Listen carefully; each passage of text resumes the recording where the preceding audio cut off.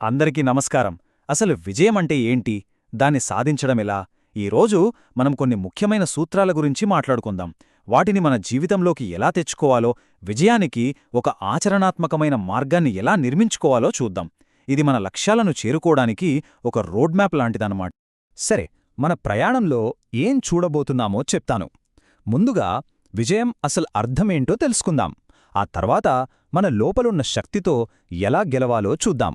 అక్కడనుంచి నిర్ణయాత్మకమైన చర్యలు తీసుకోవడం, మన ప్రభావాన్ని పెంచుకోవడం, ఇంక చివరగా ప్రవాహం అనే ఒక ఇంట్రెస్టింగ్ కాన్సెప్ట్ గురించి మాట్లాడుకుందాం. ఏ ప్రయాణం మొదలుపెట్టాలన్నా గమ్యమేంటో తెలియాలి కదా. అందుకే ఫస్ట్ మనం ఒక బేసిక్ ప్రశ్నతో మొదలుపెడదాం. ఒక్కసారి ఆలోచించండి. ఈ ప్రశ్న విజయం గురించిన మన ఆలోచనా విధానాన్నే మార్చేస్తుంది కదూ. అంటే మనం ఎంత కూడబెట్టామన్నది కాదు, సమాజానికి ఎంత మేలు చేశాం, ఎంత తిరిగి ఇచ్చేమన్నదే అసలైన కొలమానం.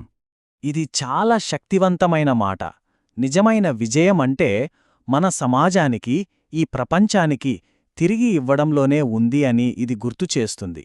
ఇది కేవలం బ్రతకడం కాదు, ఒక అర్థవంతమైన జీవితాన్ని నిర్మించుకోవడం అన్నమాట. సరే, మన డెస్టినేషన్ ఏంటో ఇప్పుడు మనకొక క్లారిటీ వచ్చింది. ఇక ప్రయాణంలో మొదటడుగు వేద్దాం. మరి ఈ జర్నీ ఎక్కడ్నుంచి మొదలవుతుందంటే మన లోపల నుంచే. చాలాసార్లు సక్సెస్కి, ఫెయిల్యూర్కి మధ్య తేడా ఒక్క చిన్న విషయంలోనే ఉంటుంది. అదేంటంటే మనల్ని మనం నమ్మడం. అవును, మనమీద మనకు గట్టి నమ్మకం లేకపోతే ఏ లక్ష్యాన్నైనా చేరుకోవడం దాదాపు అసత్యం. ఆత్మవిశ్వాసం లేకుండా వేసే ప్రతి అడుగు అసంపూర్ణమే. ఈ మైండ్ సెట్ ఎంత పవర్ఫుల్లో చూడండి. చరిత్ర చూస్తే అచంచలమైన నమ్మకం అసాధ్యాల్ని కూడా సాధ్యం చేసిందని తెలుస్తుంది. అలెగ్జాండర్, నెపోలియన్ లాంటివాళ్లు, వాళ్లను ఎవరూ ఓడించలేరు అనే ఒకే ఒక్క నమ్మకంతో చరిత్ర సృష్టించారు. సో ఇక్కడ మనం గుర్తుపెట్టుకోవాల్సిన విషయమేంటంటే, ఈ నమ్మకం అనేది ఏదో గుడ్డిగా వచ్చేది కాదు. ఇది నిజమైన స్వీయ ప్రావీణ్యం నుంచి వస్తుంది. సింపుల్గా చెప్పాలంటే, మనల్ని మనం అర్థం చేసుకోవడం, మన ఫీలింగ్స్ని కంట్రోల్ చేసుకోవడం, బయట పరిస్థితుల్ని బ్లేమ్ చేయకుండా మన యాటిట్యూడ్ని మనమే ఎంచుకోవడం. రైట్, ఇప్పటివరకు మన ఇన్నర్ వరల్డ్ గురించి మాట్లాడుకున్నాం. ఇప్పుడు ఈ నమ్మకాన్ని బయట ప్రపంచంలో రియాలిటీగా, అంటే నిజమైన ఫలితాలుగా ఎలా మార్చాలో చూద్దాం. పెద్ద పెద్ద టార్గెట్స్ చూసి కొన్నిసార్లు భయమేస్తుంది కదా. అందుకే ఒక సింపుల్ స్ట్రాటజీ ఉంది. ఆ పెద్ద లక్ష్యాన్ని చిన్న చిన్న పనులుగా విడగొట్టాలి. ఈ 90 రోజుల ప్లాన్ సరిగ్గా అదే చేస్తుంది. ముందుగా ఒక పెద్ద లక్ష్యం, దాన్ని నెలవారీ గోల్స్గా, ఆ తర్వాత వాటిని రోజువారీ టాస్క్స్గా మార్చడమన్నమాట. ఇక్కడ 2 రకాల మైండ్ సెట్స్ ఉంటాయి. ఒక రకం వాళ్ళు ఎప్పుడూ వాళ్ల పరిస్థితుల్నే నిందిస్తూ ఉంటారు. ఇంకో రకం వాళ్ళు లేచి వాళ్లకు కావలసిన పరిస్థితుల కోసం వెతుకుతారు. ఒకవేళ అవి దొరకకపోతే వాళ్లే క్రియేట్ చేసుకుంటారు. చూసారా తేడా? ఒకరు ఆగిపోతే ఇంకొకరు ముందుకు వెళ్తారు. మనం బాగా పనిచేయాలంటే ఎక్కువ టైం కావాలి అనుకుంటాం. కాని అసలు విషయమేంటంటే, టైం కన్నా ఎనర్జీ చాలా ముఖ్యం. మన సమయాన్ని కాదు, మన శక్తిని తెలివిగా మేనేజ్ చేసుకోవాలి. వాకింగ్, మెడిటేషన్, ఓ చిన్న కునుకు లేదా ఓ ఫ్రెండ్తో మాట్లాడటం, ఇలాంటి చిన్న చిన్న అలవాట్లతో మన ఎనర్జీని రీఛార్జ్ చేసుకోవచ్చు. ఓకే, మన నమ్మకాన్ని యాక్షన్గా మార్చాం. ఇప్పుడు ఈ జర్నీ మనల్ని దాటి ప్రపంచం మీద ప్రభావం చూపించడం వైపు వెళుతుంది. విజయం యొక్క చివరి దశ ఏంటి? అది మనకున్న సంపదని, పలుకుబడిని సమాజంలో ఉన్న పెద్ద పెద్ద సమస్యల్ని తీర్చడానికి వాడటం.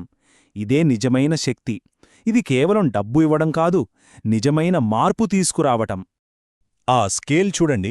దాదాపు $94 బిలియన్ ఆస్తిపరుడైన బిల్గేట్స్, అందులో ఏకంగా $50 బిలియన్, అంటే తన సంపదలో సగానికి పైగా నాన్ ప్రాఫిట్స్కిచ్చేశారు. ఇంకా మార్క్ జుకర్బర్గ్ అయితే తన సంపదలో 99%, అంటే సుమారు $46 బిలియన్ తన జీవితకాలంలో విరాళంగా ఇస్తానని వాటిచ్చారు. దీనిబట్టి అర్థమవుతుంది కదా, విజయమంటే సంపాదించడం కాదు, తిరిగి ఇవ్వడం. ఇప్పుడు మనం ఈ ప్రయాణంలో చివరి దశకు వచ్చేశాం. ఇది చాలా సూక్ష్మమైంది, కాని చాలా ముఖ్యమైనది. మన లోపల, బయట ప్రపంచాల్లో ఎంతో సాధించాక ఫైనల్గా మనకు మిగిలే ఒక సింపుల్ విజ్డమ్ ఏంటంటే, రిలాక్స్ అవ్వండి, ప్రవాహంతో పాటు వెళ్ళండి. అంటే వదిలేయమని కాదు. ప్రవాహం మైండ్ సెట్ అంటే మనం మార్చలేని విషయాలను యాక్సెప్ట్ చేయడం, కానీ మన లక్ష్యాల వైపు పనిచేస్తూనే ఉండటం. ప్రతి అడుగుని ఒక లెర్నింగ్ ఆపర్చునిటీగా చూడటమన్నమాట. పోరాటంలా కాకుండా ప్రయాణాన్ని ఎంజాయ్ చేయడం. సో ఫైనల్గా మన ముందు ఒక ప్రశ్న మిగిలింది. మన పనుల్ని మనం కంట్రోల్ చేసుకున్నాక చివరి అడుగు కేవలం వదిలేయడమేనా? బహుశా నిజమైన విజయం ఆ ప్రశాంతమైన అంగీకారంలోనే దాగి ఉందేమో. ఏమంటారు?